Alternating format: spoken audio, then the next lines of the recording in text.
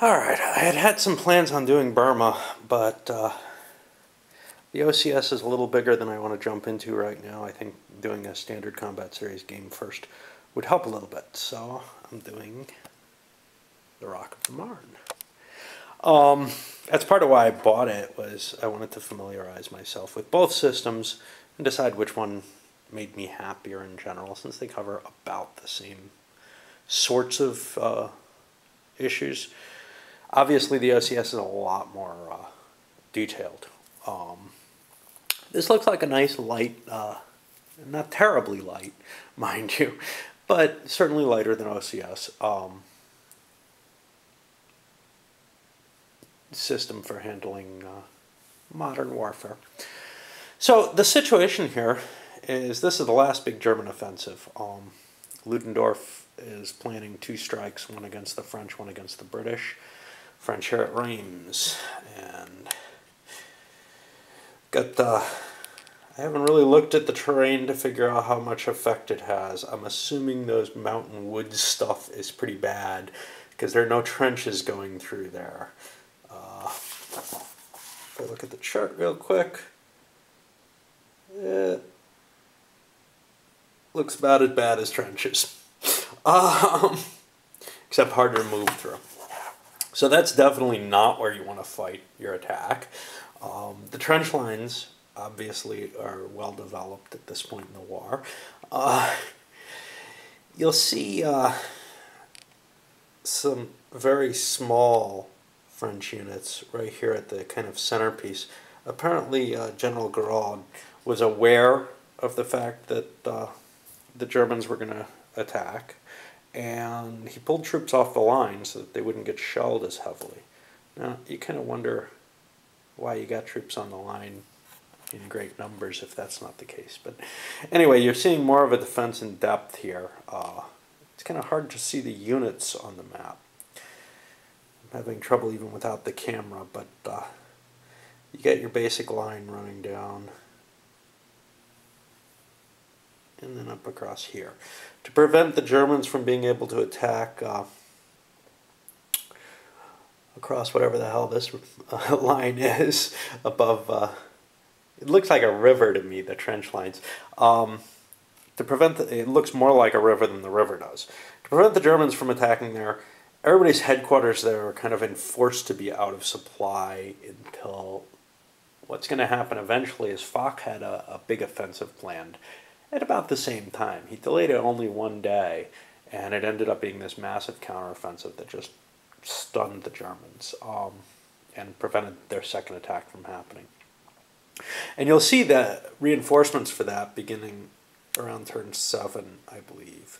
That's and then again on turn 9, there's a big stack of British units coming in. So that's where you have to head for in terms of how hard you have to hit. There's no automatic victory in this game. The Germans have to take territory, or the Allies for that matter, and the victory point hexes are those guys with the yellow in brackets. They're all over the map. One kind of cool thing here is the number of different nationalities represented in this one battle. Obviously you have the Germans and French, and you have the British and some US forces, shocking, and even some Italians who were pulled off the line. Let me see if I can find them. They should be down here. Who are pulled off the line and holding some of that wooded area. I don't really know what to think. So far, the coloring on the map and the colors of the units is kind of distracting to me, in the sense that I'm not able to process real well right now.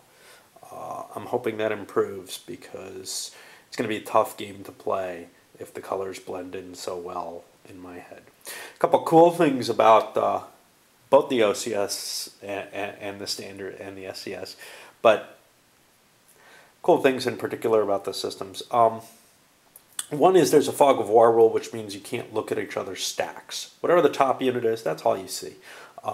And the top unit has to be armor in this game. Hey, the Germans have armor. Not much.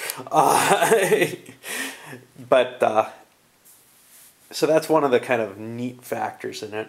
Another one, well, the rounding roll, but I'm used to that. That's not really a big deal. But what's kind of cool about all that is you can't really count up and make sure you have an attack that works. Of course, if there's only one unit in the hex, yeah, you can. So I don't know how much value it really is. The designer states that he uses a combat shift mechanism on the table, and the table is ugly to me in terms of what kind of results you get. The attacker really pays unless he gets high odds in this game, which probably is suitable in a World War I game. So combat shifts come from artillery, from airplanes, and armor. The combat, the designer states that he's not sure, he's sure that he's not the first game to have done this, but he's not sure where he's seen it before. I can tell you at least one game that definitely had it was the old SPI Desert Fox. I'm trying to remember if OSG's Rommel in Tunisia had it. I know that there was something kind of cool about that game, but it was just way too much stuff going on in it for me to be really comfortable with. Armor. Okay, well, basically units with a yellow stripe, and, well, definitely that tank, are exploitable, are exploit-capable units. What that means is if they're not in a zone of control, they get a second round of movement. They can even attack, not armor, but exploit units can attack, drive the enemy away, and if they don't advance into a zone of control, move and attack again, which is kind of a cute mechanism. I haven't seen it quite that way before in another system. Because this is World War I and tanks are really, really fragile, if they get used in an attack once, other than an overrun, they break.